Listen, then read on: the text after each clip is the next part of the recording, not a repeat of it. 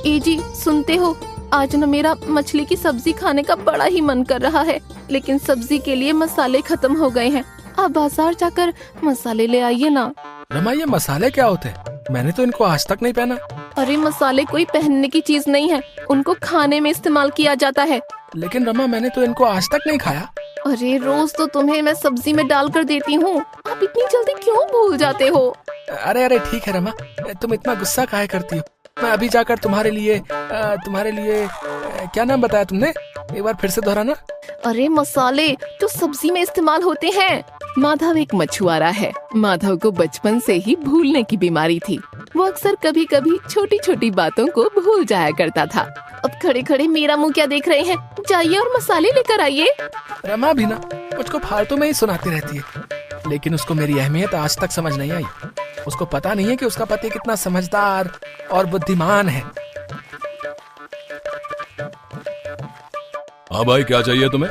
अरे क्या नाम बताया था रमा ने उस चीज का? मुझे तो ठीक से याद भी नहीं आ रहा। अरे भाई, अब खड़े खड़े मेरा मुंह ही देखते रहोगे कि कुछ लोगे भी?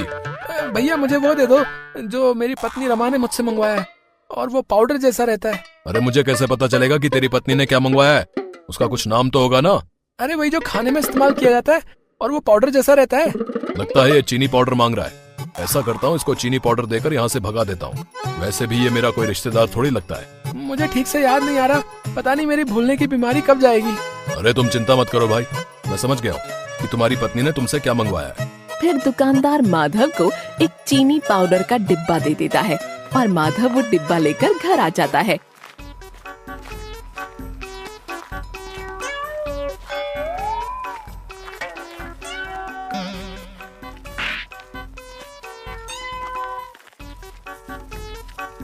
ले आया आप मसाले? मैं कब से इंतजार कर रही थी। हाँ हाँ ले आया।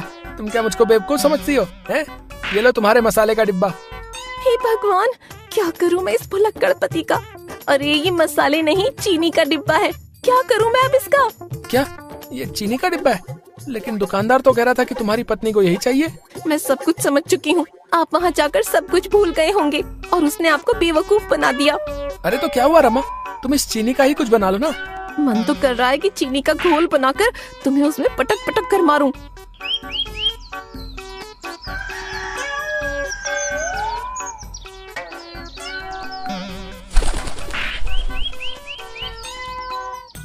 अगले दिन रमा माधव को उठाती है और उससे कहती है, ए जी चलिए उठिए और जाकर मछलियाँ पकड़ कर लाइए। क्या मछलियाँ? लेकिन मैंने ये काम कब से शुरू कर दिया? अरे आपके बाप बूढ़ों की जिंदगी निकल गई मछलियाँ पकड़ते पकड़ते, और आप कह रहे हैं कि आपको ये काम नहीं आता। चलिए अब उठिए और ये जाल लेकर मछलियाँ पकड़ कर लाइए। ठीक है रमा, तुम कहती हो तो मैं मछलियाँ पकड़ने चला जाता हूँ। फिर माधव एक जाल लेकर समंदर के किनारे मछलियाँ पकड़ने के लिए चला जाता है।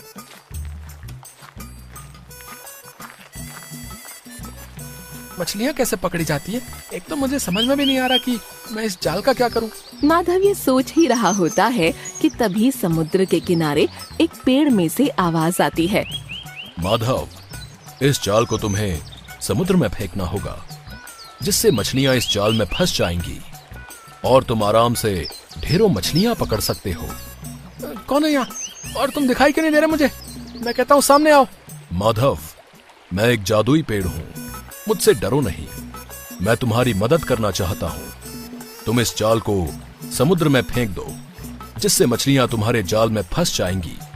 फिर माधव की नजर उस जादुई पेड़ पर पड़ती है और माधव उससे कहता है, अरे मुझे तुम्हारी सलाह की कोई जरूरत नहीं है, मैं अकेली ही मछली पकड़ लूंगा। तुम तुम्हारा काम करो। कितने घमंडी इंसान हो तुम, इसके लिए मैं तुम्हें कभी माफ नहीं करूंगा। अरे जाओ जाओ, ये धमकियाँ किसी और को देना। अरे तुम क्या मुझे माफ करोगे? वो तो शुक्र है कि मुझे गुस्सा नहीं आ रहा है, नहीं तो मैं आज ही तुम्हें काट कर फेंक देता। बहुत हो गया इसका, लगता है इसको सबक सिखाना ही होगा। फिर माधव मछलियाँ पकड़ने के लिए उस जाल को समुद्र में फेंक देता है और कुछ ही देर में उस जाल में बहुत सारी मछलियाँ फंस जाती हैं। देखा तुमने, मैंने कितनी सारी मछलियाँ पकड़ी हैं। आया बड़ा मुझे सलाह देने वाला। माधव, तुझे क्या पता कि अब तेरे साथ क्या होने वाला है। फिर माधव उन मछलियों को लेकर घर जाने लगता है।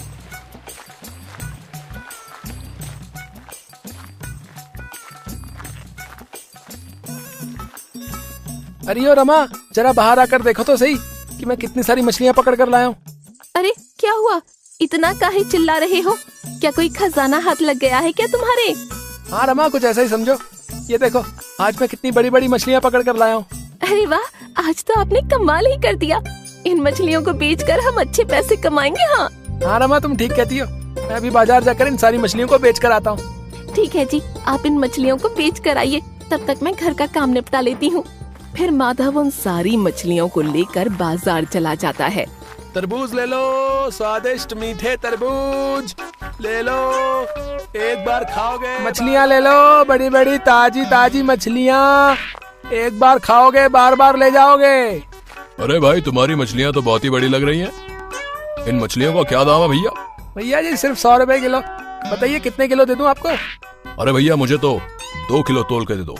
जैसे ही माधव उन मछलियों को तोलकर उस आदमी को देता है, उनमें से एक मछली उछलकर उस व्यक्ति की शर्ट के अंदर चली जाती है। अरे भैया, कोई बचाओ! हाय! अरे अरे, इस मछली ने तो मुझे काट लिया भैया। अरे अरे मम्मी रे! अरे अरे, कोई बचाओ भैया! हाय! अरे ओ भाई, कहाँ भाग रहे हो? अरे मेरी मछली के पैसे तो देते जाते। अबे साले, यहाँ तेरी मछली ने मुझे काट काट कर भुजिया बना दिया और तुझे पैसे की पड़ी है। अजीब बात है, ये मछली जीवित कैसे हो गई? हो सकता है यमराज छुट्टी पर होंगे। अरे ओ भाई, अब मछलियाँ कैसी हैं? बढ़िया है, बस शादी में जाने के लिए तैयार हो रही हैं। अरे क्या मजाक करते हो यार, हैं? मछलियाँ भी कभी शादी में जाती क्या? हैं? ये तो मजाक शुरू किसने किया था बे? हैं? चल अब बता, कितने किलो मछली चाहिए तुझे? हाँ भैया, ऐसा है, मुझे 3 किलो मछलियाँ तौल दो। माधव जैसे ही उन मछलियों को तोलने लगता है, सारी मछलियाँ वहाँ से उछलकर भाग जाती हैं। अरे ये मछलियाँ जीवित कैसे हो गई? अरे कोई पकड़ो, अरे कोई पकड़ो मेरी मछलियों को। अरे भाई, आपने ठीक ही कहा था, लगता है आपकी ये सारी मछलियाँ शादी में जा रही हैं। अबे साले, यहाँ मेरा इतना बड़ा घाटा हो गया है और तुझे मजाक सूझ रहा है? लेकिन भाई, मुझे भी समझ में नहीं आ रहा कि ये सारी मछलियाँ जीवित कैसे हो गई। ये तो बड़ी ही आश्चर्यजनक बात है भैया। हाँ,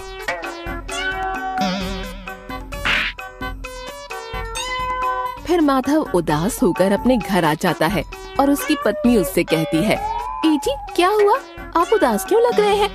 क्या आप सारी मछलियाँ बेच आए? नहीं रमा, मैंने एक भी मछली नहीं बेची। तो आपने क्या किया उन सारी मछलियों का? कहाँ गई वो सारी मछलियाँ? फिर माधव ने रमा को बाजार वाली सारी बात बताई।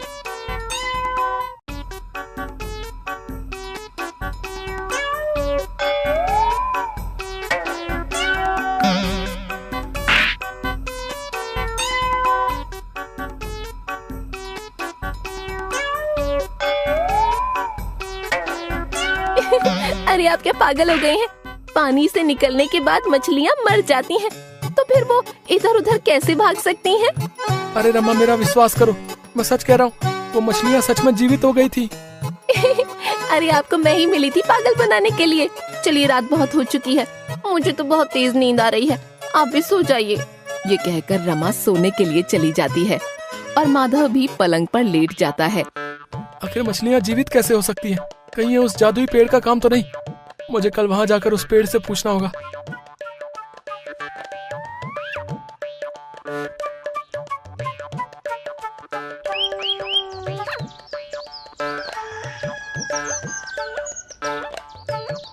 अरे रमा, तुम घर पर ही रहना, मैं मछलियाँ पकड़ने जा रहा हूँ। अच्छा? ए जी, पता नहीं आज मेरा मन बहुत ही घबरा रहा है, आप आज मत जाइए ना मछली पकड़ने। लेकिन रमा, अगर मैं मछलियाँ पकड़ने नहीं गया तो हमारे घर का खर्चा कैसे चलेगा? तुम चिंता मत करो, मुझे कुछ नहीं होगा। ये कहकर माधव मछलियाँ पकड़ने के लिए चला जाता है।